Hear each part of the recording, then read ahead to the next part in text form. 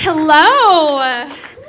Oh my goodness. I'm just feeling so happy right now. Like my favorite thing about being in comedy spaces is like it's a first date with like 100 people, but they all have beer goggles, and I think I look really great in beer goggles.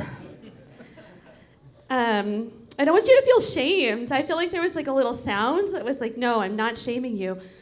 I want you to drink more. And I'm a therapist. Oh my gosh! That was exciting.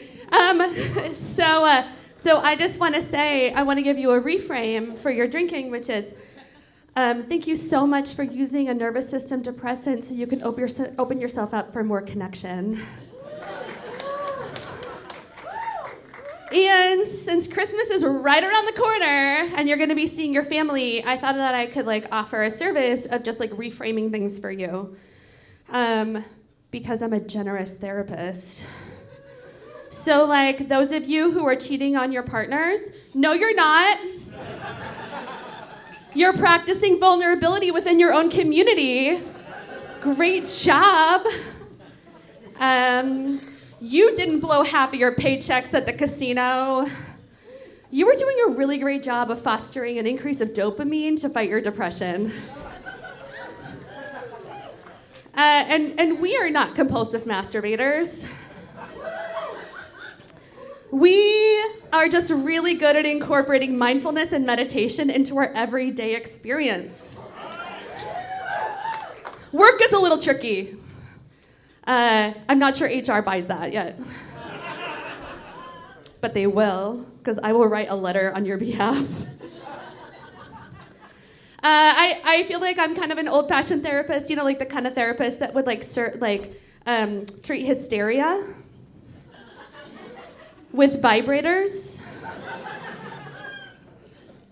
I've got some blank faces.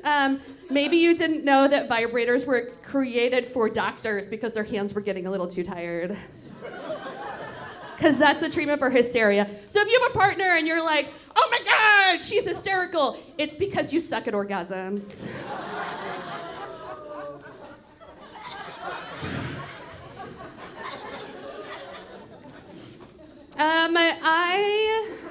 It was kind of hard for me to figure out like what's normal growing up.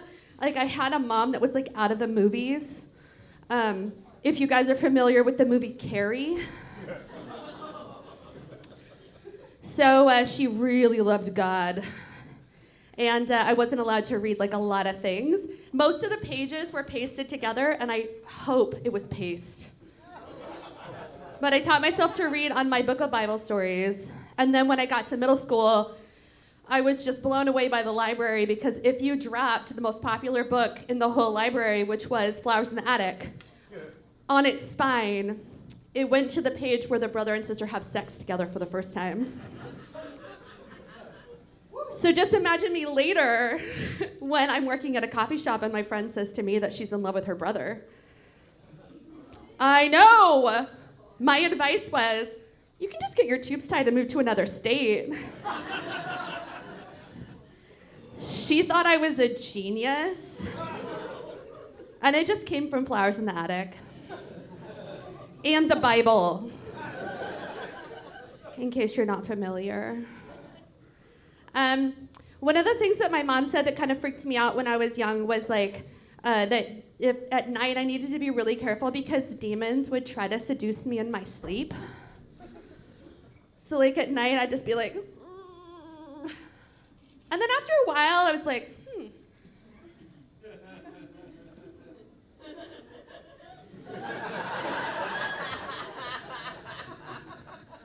and nothing.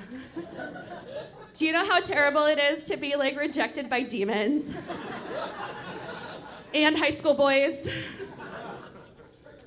I will say though that like even if the high school boys or anybody hit on me, I wouldn't know I'm autistic.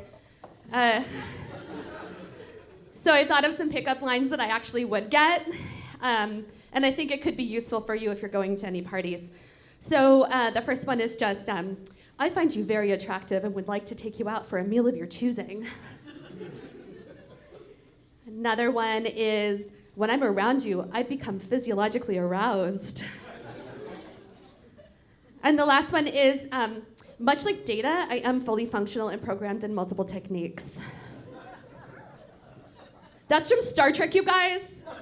It's a panty dropper. I feel like I had this person in the front with that one. I don't know, though. I'm Marie Elizabeth. Thank you so much. Great job, Marie.